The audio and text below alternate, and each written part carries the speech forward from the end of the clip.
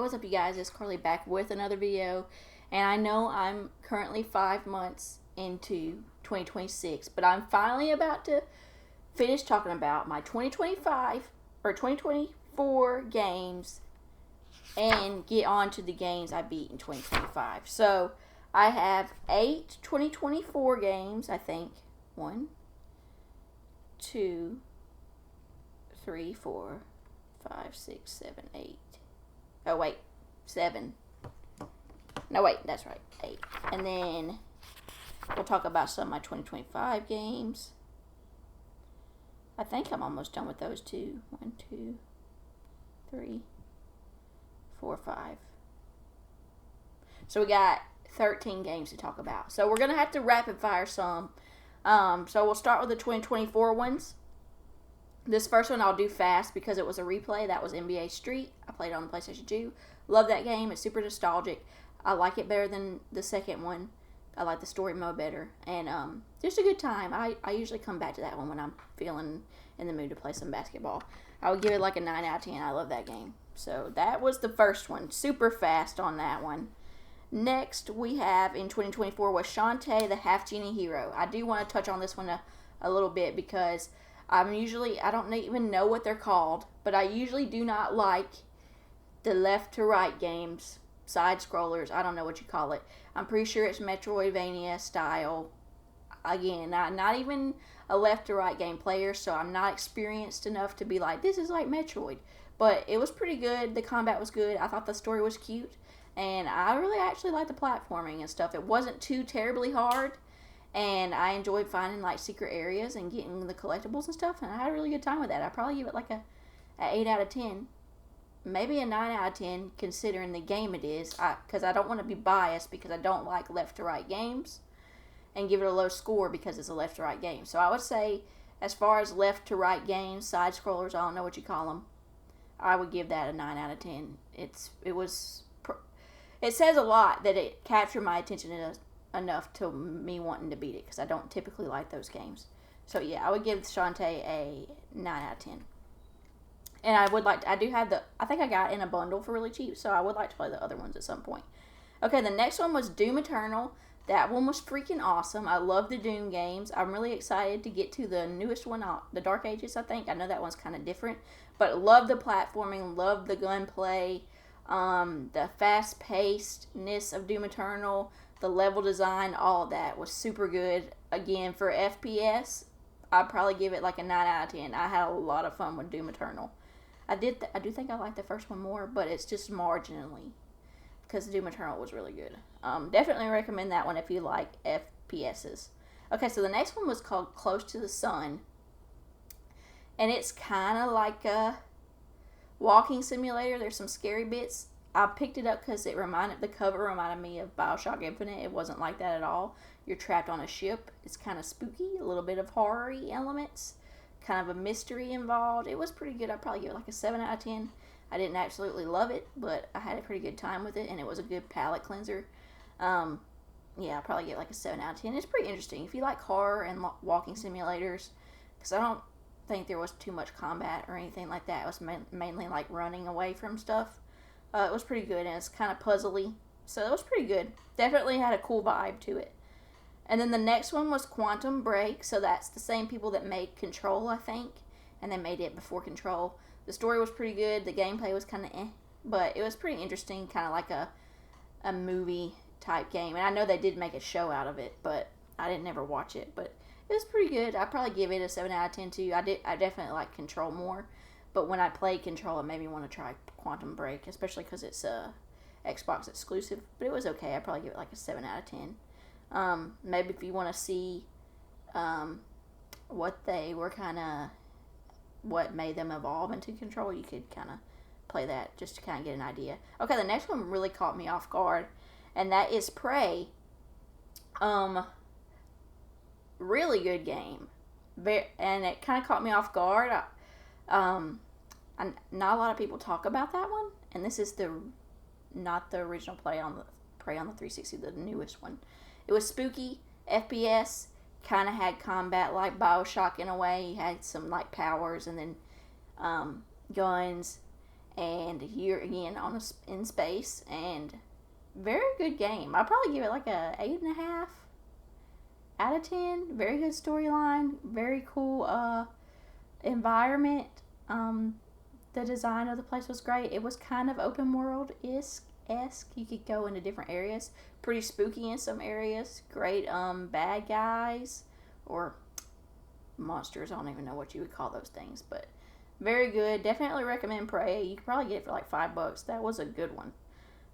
Yeah, probably get that one like an 8.5 out of 10. And then the next one for 2024 was GTA 4. This is probably, y'all aren't going to like me. I didn't like it very much. I'm not going to lie. I had to force myself to beat that one. I guess maybe it's because I played 5 first, but everybody was saying that GTA 4's story is better than 5, but I like the story in 5 more, which is kind of sad.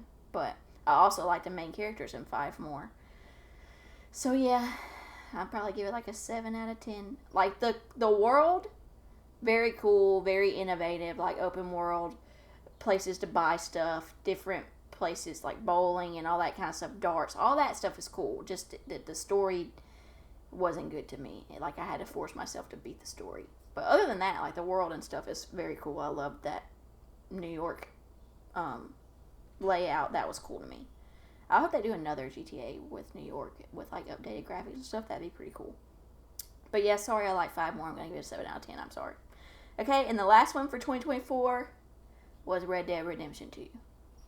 That was the last game I beat in 2024, so it kind of carried over into 2025, but I went ahead and put it on my 2024 list because I played most of it in 2024. Fabulous game, 10 out of 10, very good. It's pretty long. It takes a minute to get into it, the same with the original Red Dead Redemption, but once you get into it, you're locked in. Super good, so much to do. You could literally spend hours in that game not doing any missions. It's very good. If you haven't played it yet, please play it. I can't really say anything like original about it because everybody knows it's a 10 out of 10 game, but I'm glad I took the time to play it. It was one of those long games that I was kind of avoiding, but I kind of just felt in the mood one day to pretend to be a cowboy, and so I did it, and it was awesome, and I knew it would be. So yeah, 10 out of 10. If you haven't played Red Dead Redemption 2 yet, definitely need to. So that is all of my 2024 games, you guys. I'm so proud of us. So proud of me for finally doing that. Okay, so 2025, I talked about some in my last episode. So we're just going to finish it off with a few. The first one was Inside. I played this with my friend. We passed the controller back and forth. No, she watched me play because she had played it before. Very good game. It was also a left to right-ish game. Not really. I mean, it's kind of that style, but the art style in it makes it feel like it's not that kind of game, if that makes sense. But very good story, makes you think. I'm not going to spoil anything because I went in blind, and I think that's what you should do with that game. But I definitely recommend. I'd probably give it like a 8 or a 9 out of 10 for what it was. Very thought-provoking and very interesting, and I'm just going to leave it at that. Definitely check out Inside if you haven't yet. Then the next one I played was Dragon Ball Advanced Adventure on my little emulator doohickey thing. This thing. So this was a Game Boy Advance game. Awesome. And again, this is another left to right-ish type game style. I had a great time. It's kind of like a beat 'em up. And it's the original Dragon Ball, so you're like Tiny Goku, Kid Goku, fighting King Piccolo and all the other bad guys. Super good.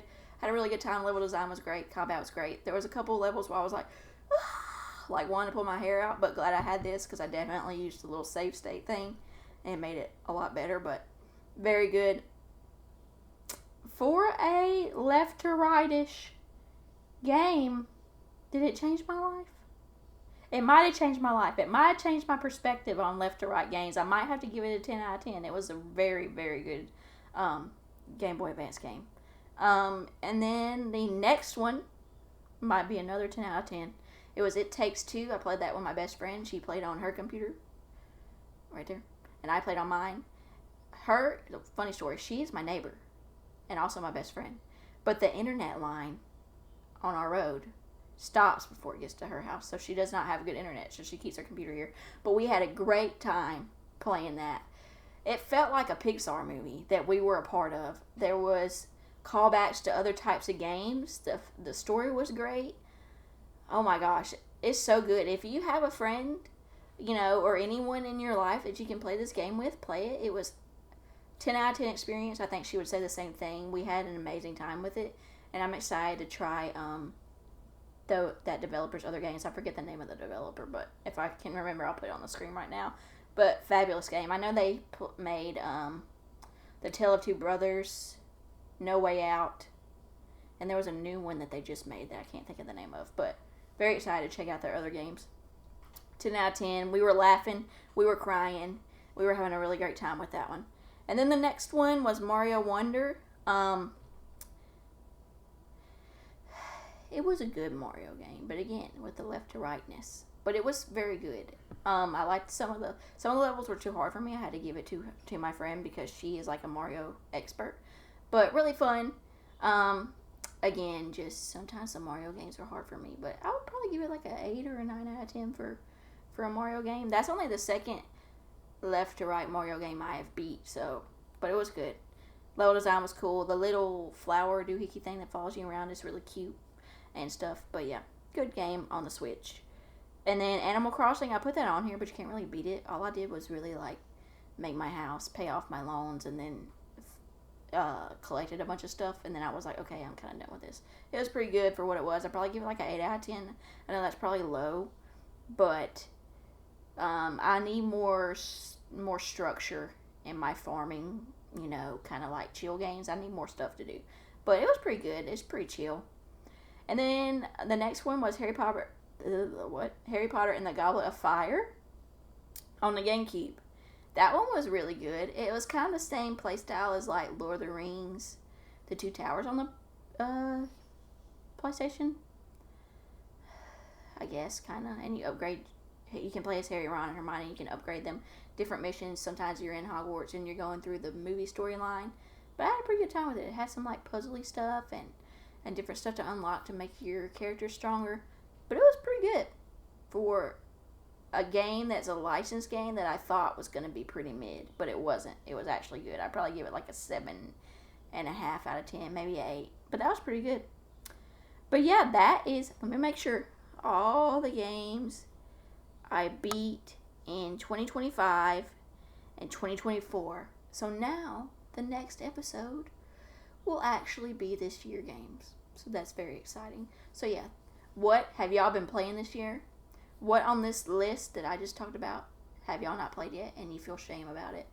I'll understand because there's lots I haven't played that I feel shame about. But yeah, really good couple of years of games and I'm excited. 2026 has been good so far. I've been playing some good ones. I'm excited to talk to you about those too. So yeah, thank y'all for watching and I'll catch y'all in my next video. Peace. Happy gaming.